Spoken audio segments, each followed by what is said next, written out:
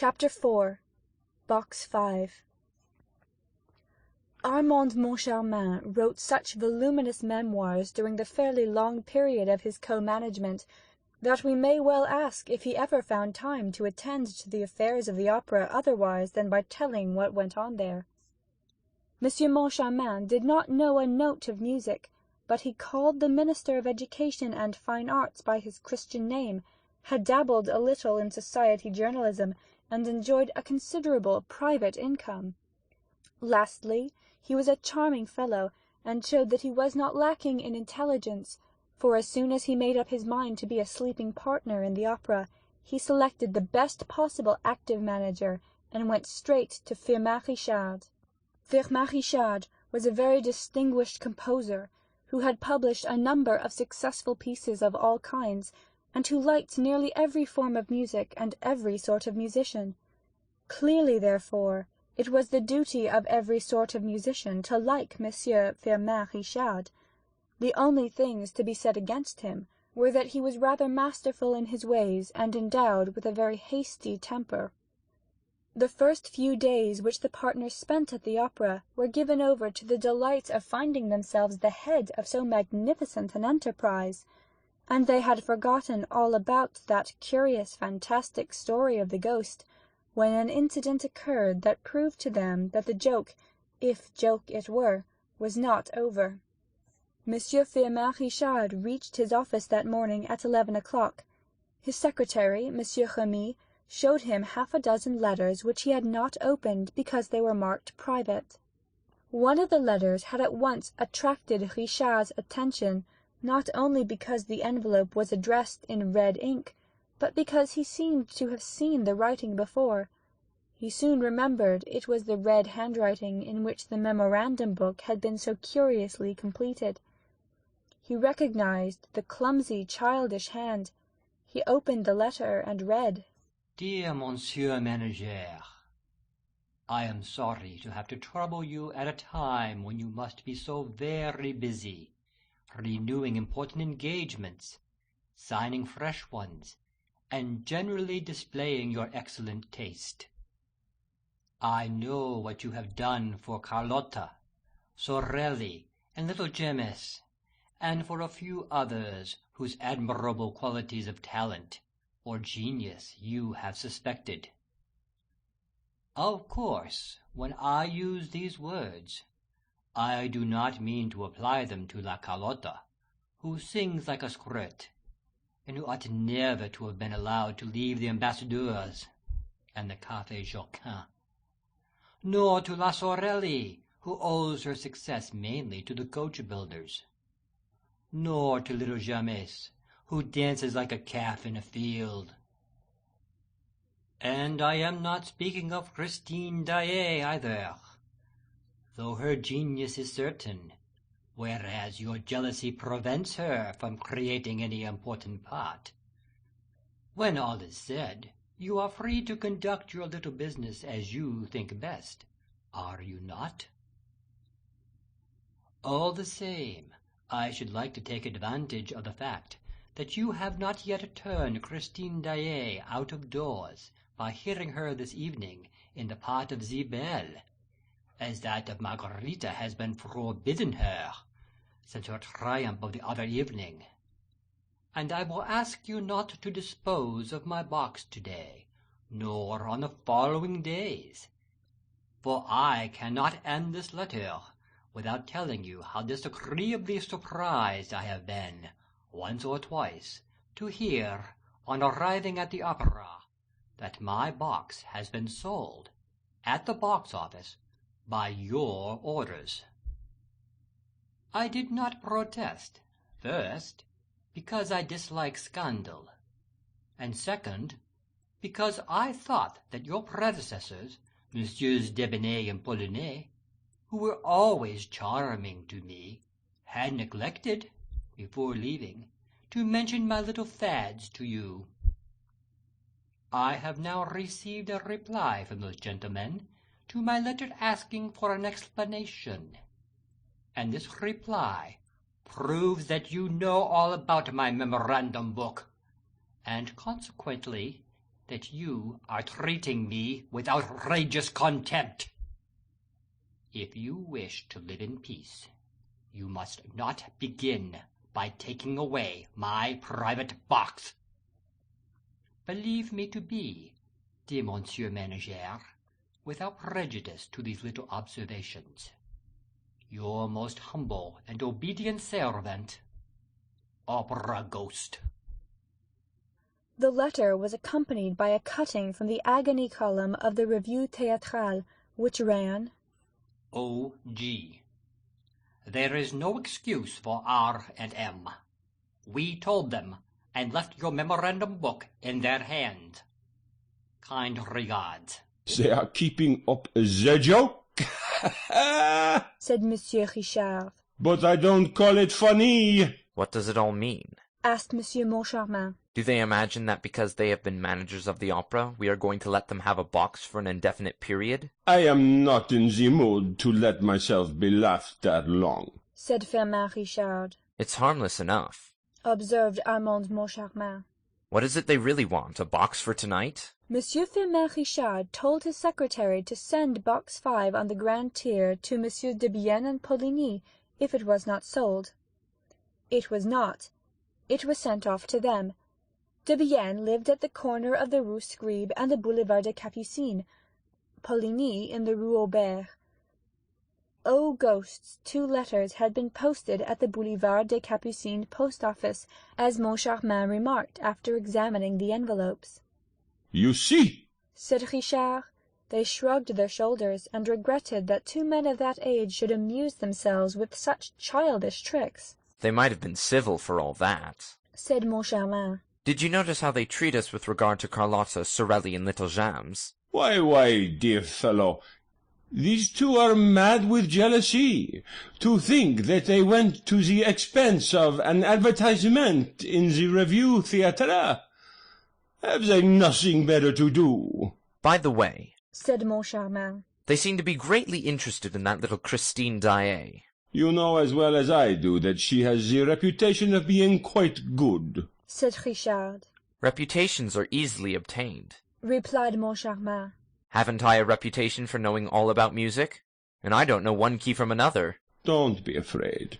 You never had that reputation, Richard declared. Thereupon he ordered the artist to be shown in, who for the last 2 hours had been walking up and down the outside of the door, behind which fame and fortune, or dismissal, awaited them. The whole day was spent in discussing, negotiating, signing, or cancelling contracts, and the 2 overworked managers went to bed early, without so much as casting a glance at box 5 to see whether Monsieur de Bienne and Monsieur Poligny were enjoying the performance. Next morning the managers received a card of thanks from the Ghost. Dear Monsieur Manager, thanks. Charming evening. Die exquisite. Choruses want waking up. Carlotta a splendid commonplace instrument. We'll write you soon for the 240,000 francs, or 233,424 francs, 70 centimes to be correct. Monsieur de Bienne and Monsieur Poligny have sent me the 6,573 francs, 30 centimes, representing the first 10 days of my allowance for the current year. Their privileges finished on the evening of the 10th inst. Kind regards, O.G. On the other hand, there was a letter from Messieurs de Bienne and Poligny.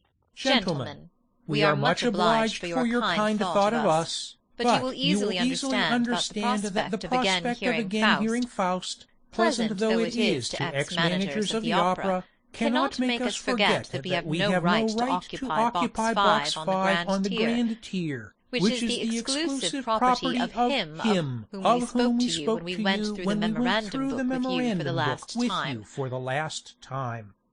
See Clause 98, final paragraph. Accept, gentlemen, etc.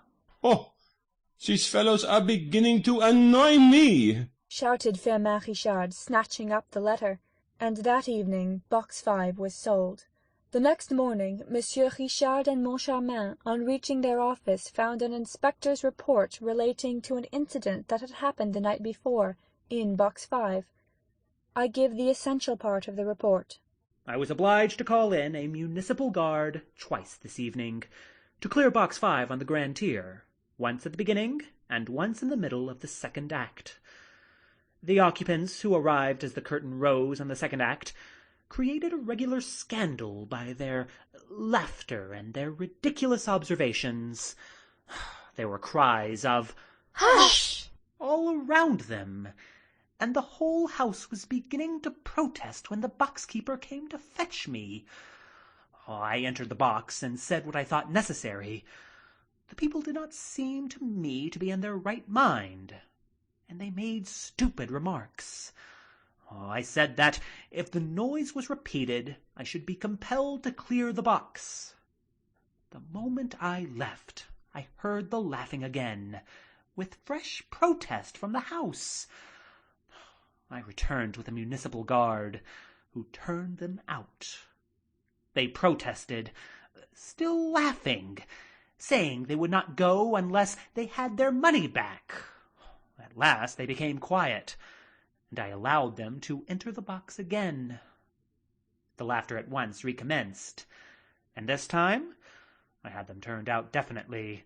"Send for the inspector," said Richard to his secretary, who had already read the report and marked it with blue pencil. Monsieur Remy, the secretary, had foreseen the order and called the inspector at once. "Tell us what happened," said Richard bluntly. The inspector began to sputter and referred to the report. "Well, but what were those people laughing at?" asked Moncharmin. They must have been dining, sir, and seemed more inclined to lark about than to listen to good music.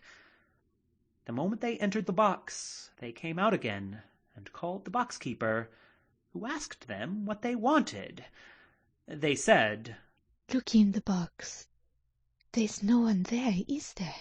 "No," said the woman. "Well," said they, "when we went in, we heard a voice saying that the box was taken." Monsieur Moncharmin could not help smiling as he looked at Monsieur Richard, but Monsieur Richard did not smile. He himself had done too much in that way in his time not to recognize, in the inspector's story, all the marks of one of those practical jokes which begin by amusing and end by enraging the victims. The inspector, to curry favour with Monsieur Moncharmin, who was smiling, thought it best to give a smile too.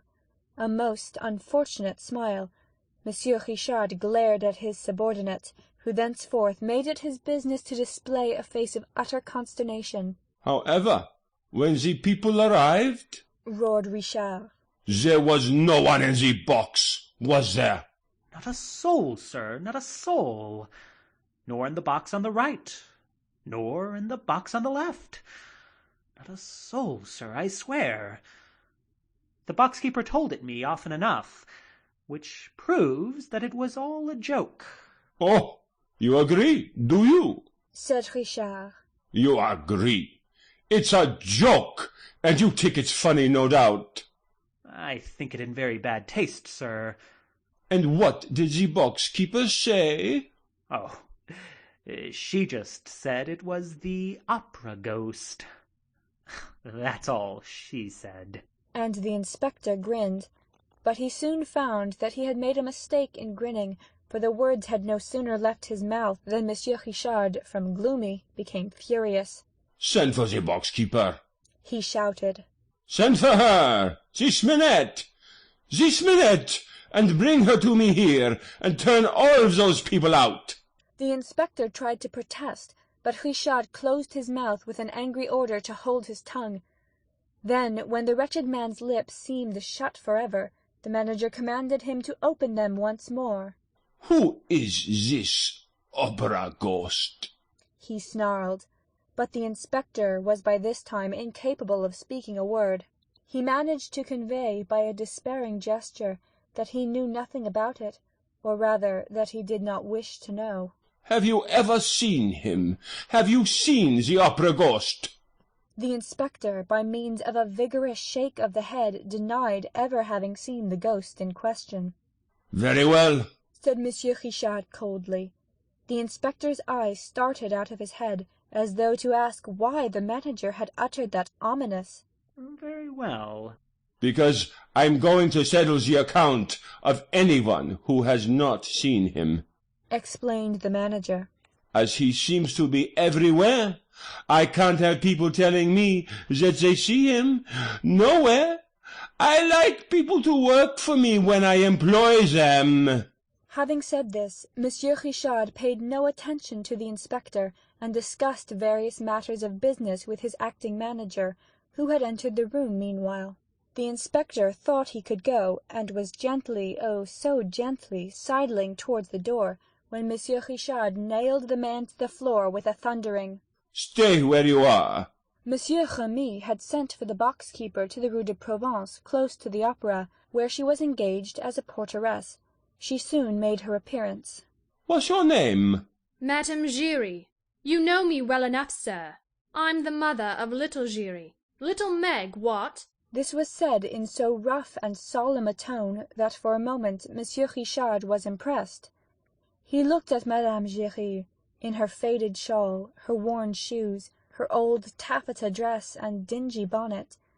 It was quite evident from the manager's attitude that he either did not know or could not remember having met Madame Giry, nor even little Giry, nor even little Meg. But Madame Giry's pride was so great that the celebrated box-keeper imagined that everybody knew her. "Never heard of her," the manager declared. "But that's no reason, Madame Giry, why I shouldn't ask you what happened last night to make you and the inspector call in a municipal guard." "I was just wanting to see you, sir, and talk to you about it, so that you mightn't have the same unpleasantness as Monsieur Debienne and Monsieur Poligny. They wouldn't listen to me either at first." "I'm not asking you about all that.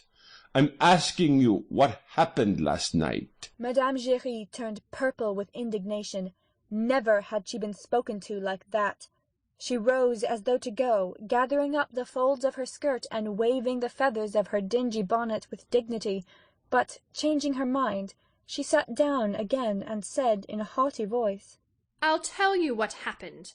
The ghost was annoyed again." Thereupon, as Monsieur Richard was on the point of bursting out, Monsieur Moncharmin interfered and conducted the interrogatory, whence it appeared that Madame Giry thought it quite natural that a voice should be heard to say that a box was taken, when there was nobody in the box. She was unable to explain this phenomenon, which was not new to her, except by the intervention of the ghost. Nobody could see the ghost in his box, but everybody could hear him. She had often heard him, and they could believe her, for she always spoke the truth. They could ask Monsieur Debienne and Monsieur Poligny, and anyone who knew her, and also Monsieur Isidore Sac, who had had a leg broken by the ghost. "Indeed," said Moncharmin, interrupting her. "Did the ghost break poor Isidore Sac's leg?" Madame Giry opened her eyes with astonishment at such ignorance. However, she consented to enlighten those two poor innocents. The thing had happened in Monsieur Debienne and Monsieur Poligny's time, also in box 5, and also during a performance of Faust. Madame Giry coughed, cleared her throat. It sounded as though she were preparing to sing the whole of Gounod's score, and began. "It was like this, sir. That night, Monsieur Maniera and his lady, the jewellers in the Rue Mocador, were sitting in the front of the box, with their great friend, Monsieur Isidore Sac, sitting behind Madame Maniera. Mephistopheles was singing." Madame Giry here burst into song herself. "Catarina, while you play at sleeping." And then Monsieur Maniera heard a voice in his right ear. His wife was on his left, saying, "Aha! Julie's not playing at sleeping." His wife happened to be called Julie. So, Monsieur Maniera turns to the right to see who was talking to him like that. Nobody there. He rubs his ear, and asks himself if he's dreaming. Then Mephistopheles went on with his serenade. But perhaps I'm boring you, gentlemen. No, go on. You are too good, gentlemen. With a smirk. Well then, Mephistopheles went on with his serenade. Madame Giry burst into song again. Saint, unclose thy portals holy, and accord the bliss to a mortal bending lowly of a pardon kiss. And then Monsieur Maniera again hears the voice in his right ear, saying this time, Ha ha! Julie wouldn't mind according a kiss to Isidore. Then he turns round again, but this time to the left, and what do you think he sees? Isidore, who had taken his lady's hand and was covering it with kisses through the little round place in the glove, like this, gentlemen, rapturously kissing the bit of palm left bare in the middle of her thread gloves. Then they had a lively time between them. Bang, bang! Monsieur Maniera, who was big and strong like you, Monsieur Richard, gave 2 blows to Monsieur Isidore Sac, who was small and weak like Monsieur Moncharmont, saving his presence. There was a great uproar.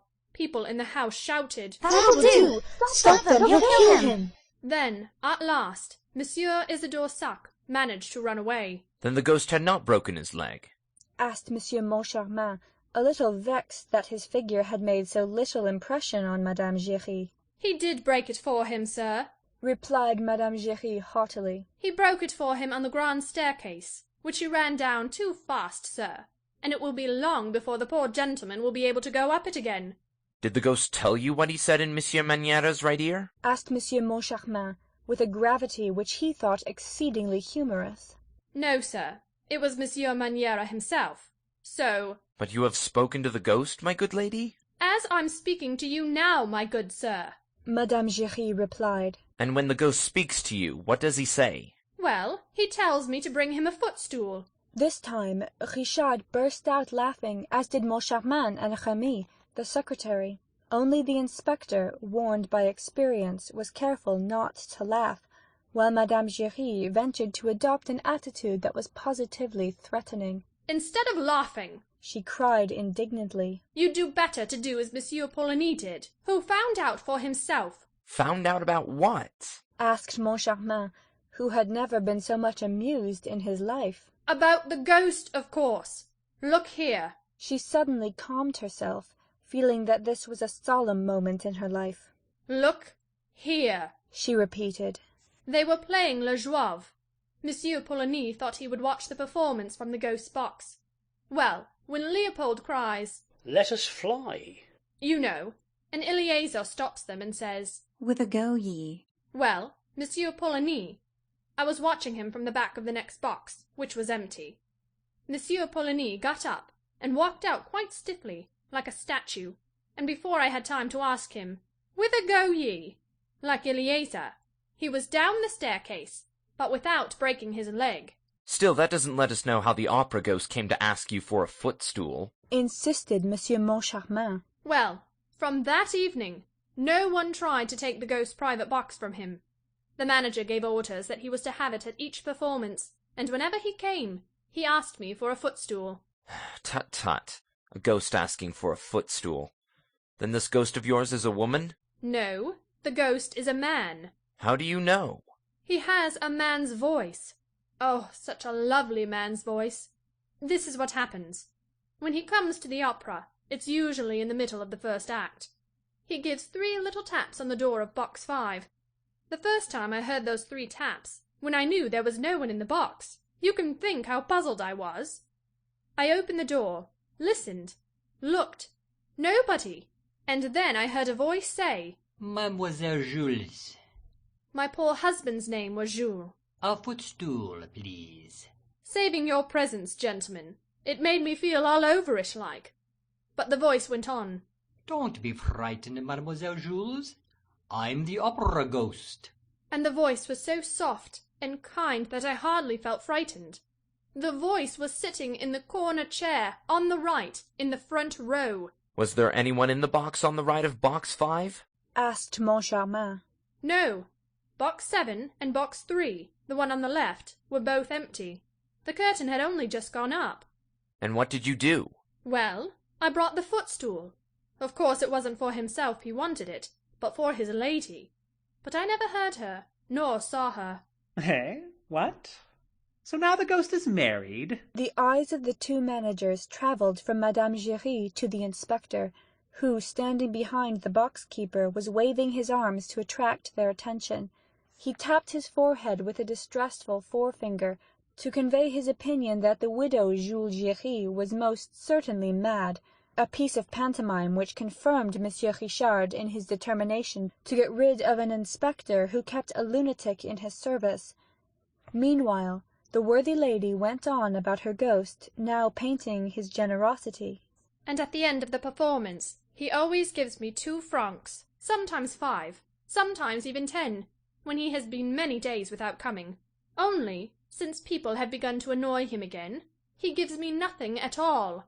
Excuse me, my good woman, said Moncharmin, while Madame Giry tossed the feathers in her dingy hat at this persistent familiarity. Excuse me, how does the ghost manage to give you your 2 francs? Why, he leaves them on the little shelf in the box, of course.